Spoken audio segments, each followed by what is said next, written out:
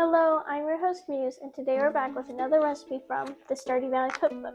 And today we're making pizza, which is the last one in the spring section. The pizza is topped with fresh spring toppings and has a cauliflower crust option. In the game, you get this from watching the Queen of Sauce, and here it makes two 11-inch pizzas that have 3 to 4 servings each. First, we're going to make the normal crust. So we have a medium bowl. We're going to add in 1 1/3 cup of water and 2 teaspoons of sugar and mix it together. Then once that is all mixed up, we're going to add 1 packet of active dry yeast.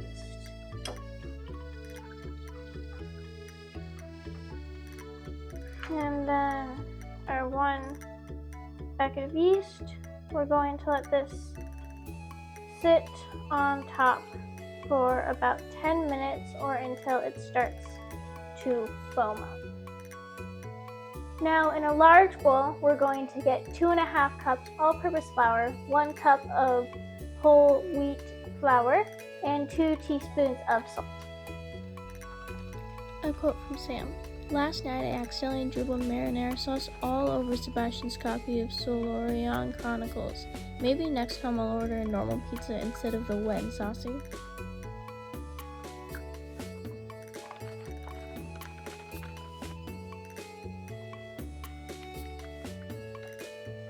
Now we're going to whisk that all together, and then we'll make a well in the center for us to put our yeast mixture in later. Now with our yeast mixture, we're going to get 3 tablespoons of oil. I think we're using avocado oil. Or we are using olive oil? Okay, whoa. Oh yeah, we are. Okay. So yeah, 3 tablespoons of oil.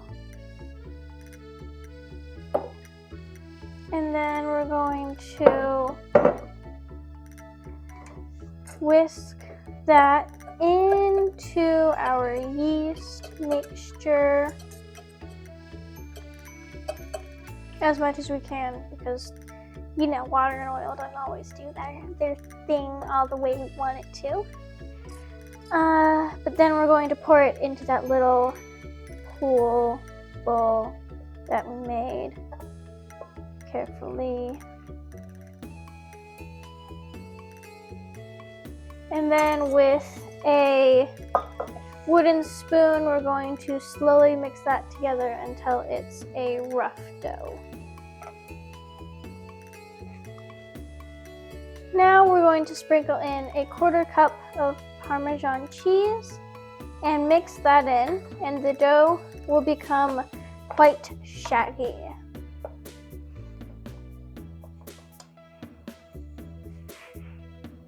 Now we're going to get our dough, put it on a floured workspace,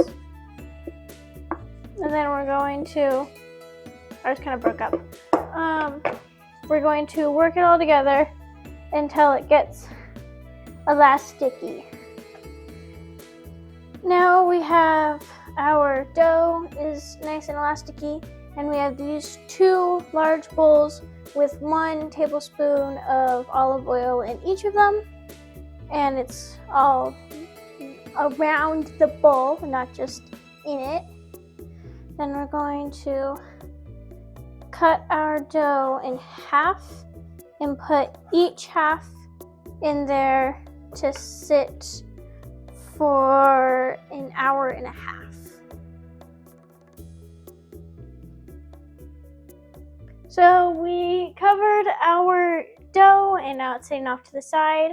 And while that's happening, we're going to work on our cauliflower crust. First, we're going to take off the leaves and take out the core, and then cut them up into flowerets.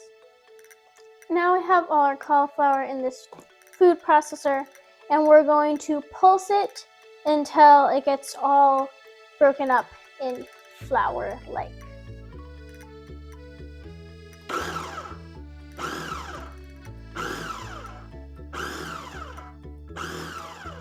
So it looks like we did get about 3 cups of the cauliflower. For us, it took a long time with the type of food processor we have. We kept having to mix it around and keep pulsing it. Now we're going to get 2 inches of water in a large pan and bring it to a boil on medium-high heat with a tight lid on top. So here we have a double-layered cheesecloth, and we ran it under cold water and squeezed out all the excess water, and now we have it draped over a steam insert. And then we're going to put our cauliflower in a nice even layer into that. Then we're going to cover it with the cheesecloth and put it in our boiling water. So we're going to add this insert in there, then put our lid back on, and then let it steam in there for about 5 minutes until the cauliflower gets crisp and tender. Now we're going to take this bit, this steamer bit, and put it on something to catch the water. Just a tray or a dish, doesn't matter, just something to catch the water. While we're letting our cauliflower cool completely, we're going to get our tomato sauce ready. First, we're gonna get plum tomatoes. We have Roma tomatoes, and it says 2, but since plum tomatoes are a bit bigger, we're going to use 3. Then we're going to carefully cut them in half. And then we're going to take the open side and we're going to grate them on these big grater bits until we have just the skin left.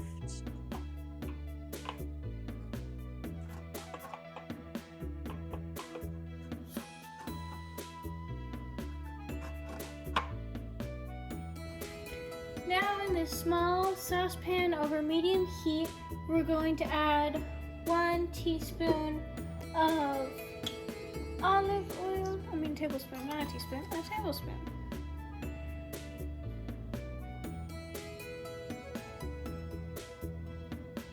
There's that, and then 1 clove of minced garlic.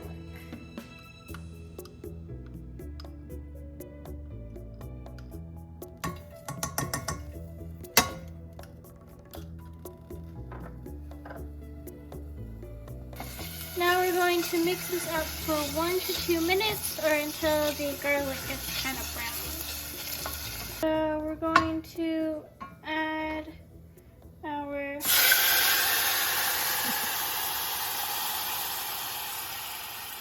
tomatoes and mix that in.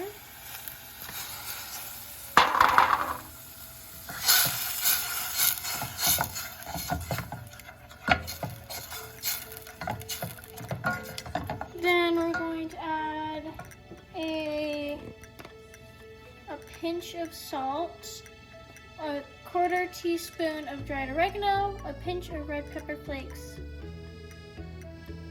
and a pinch of sugar.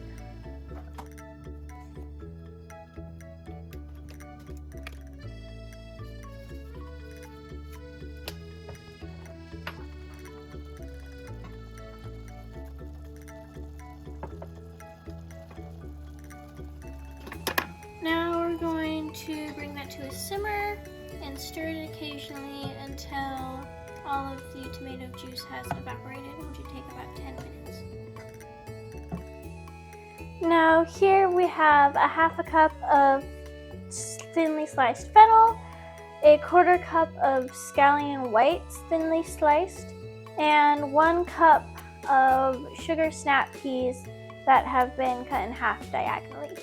We're going to put all of these in this bowl along with 2 teaspoons of olive oil and a dash of salt and pepper.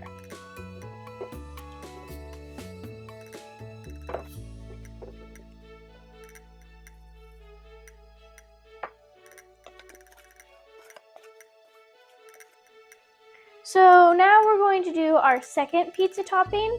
So here we have 6 medium asparagus spears that have been cut diagonally and 2 ounces of fresh wild mushrooms that have been cut and peeled. And we're going, or not peeled, cut and pulled. I meant to say pulled because they're pulled apart. Then we're going to put these in another small bowl, and like we did with the other stuff, we're going to put the 2 teaspoons of olive oil and season it with salt and pepper.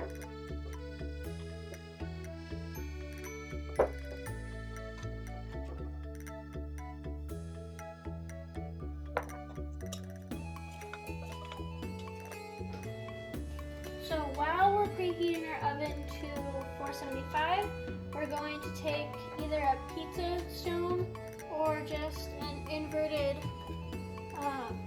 baking tray sheet. We're going to put this on the bottom rack of our oven. And it says to do this 30 minutes before you're going to bake your pies. What's your pizza pies? So now with our cauliflower dough back, we're going to take this kitchen towel and put it over this baking sheet. Then we're going to take this into the towel. Then we're going to take it all and squeeze this all out because we don't want any water so that our dough isn't super watery. Come on. Oh yeah.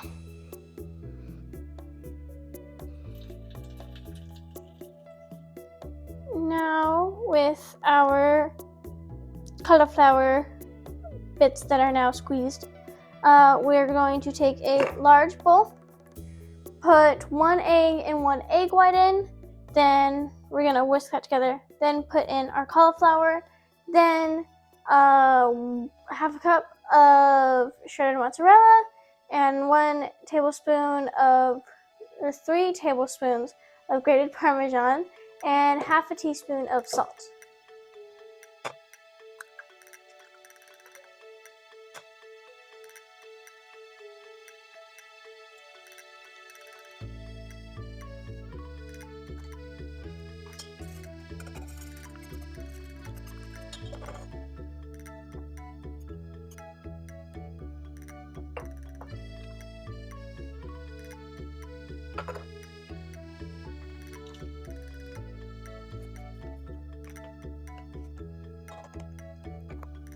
Now with this all mixed together, we're going to put it on to this baking sheet that we put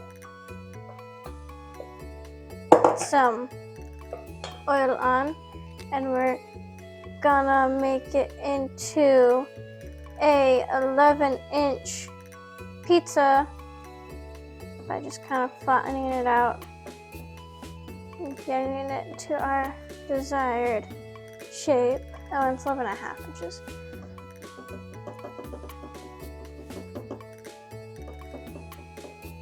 Now we're going to brush it with some of this olive oil.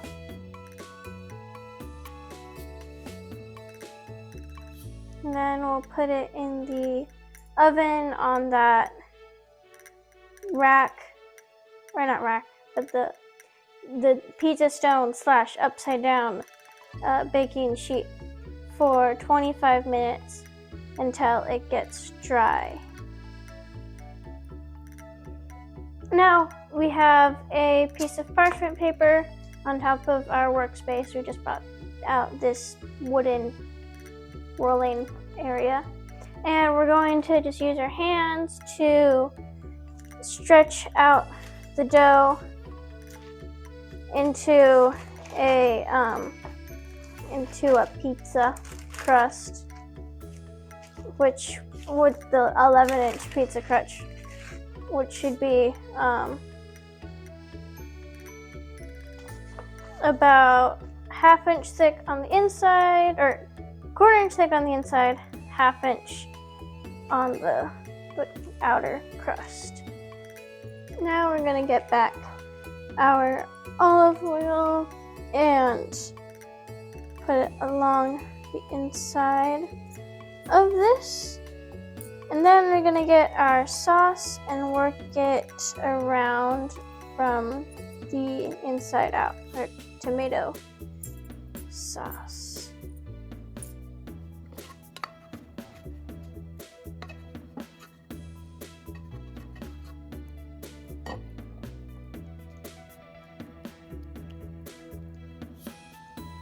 So now on here, we're going to add 3/4 cups of mozzarella cheese,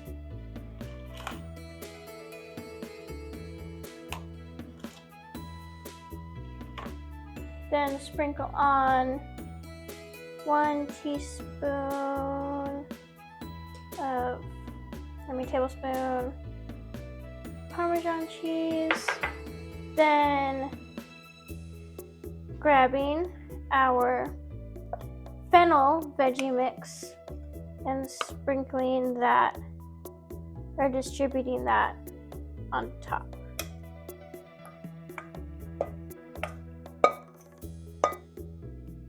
So we realized that with the cauliflower crust, that was supposed to be at 400 degrees. So ours got a little bit burnt. We pulled it out a slight bit earlier, so it should be fine. But this was supposed to go in at 475. So we're gonna put that in our oven on that inverted baking sheet for 12 to 15 minutes. Now with our cauliflower crust pizza, we're going to add some more oil, right? Yeah, some more of this olive oil on top for a nice base. Then we're going to add 3/4 cups of mozzarella on top and a tablespoon of Parmesan sprinkled on it. So let me do that.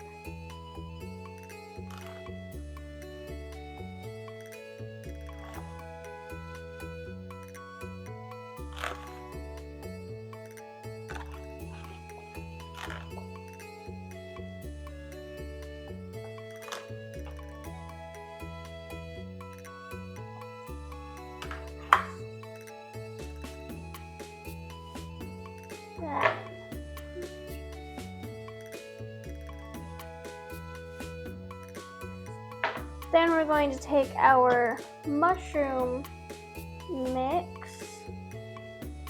and put that on top of the cheese.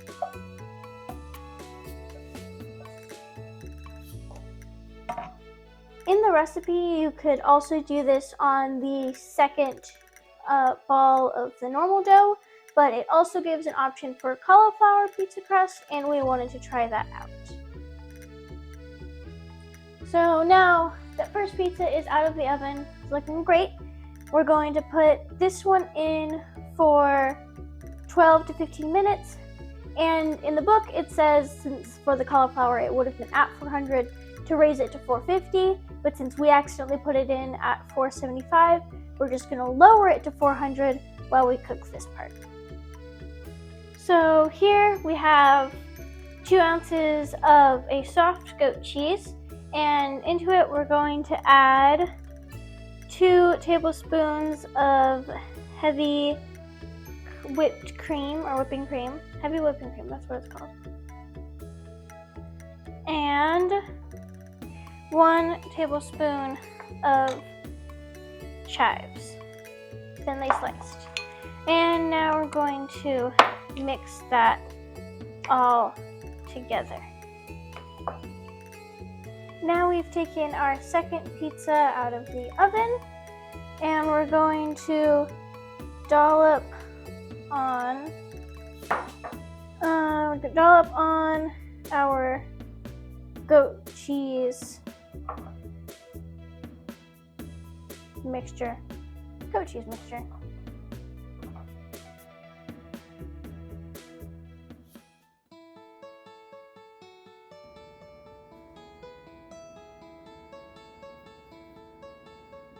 Now it's time to try this. I'm going to take a bite of the tomato sauce and all-purpose flour crust or normal crust first.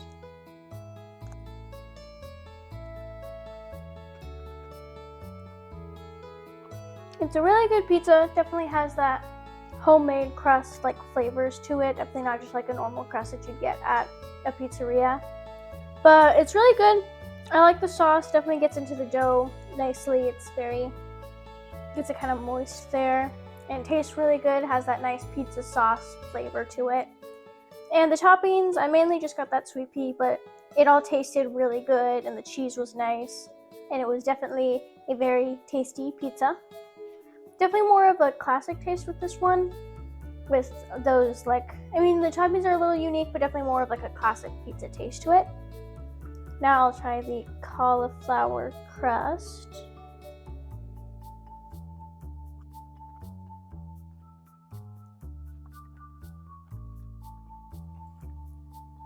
That one's also really good.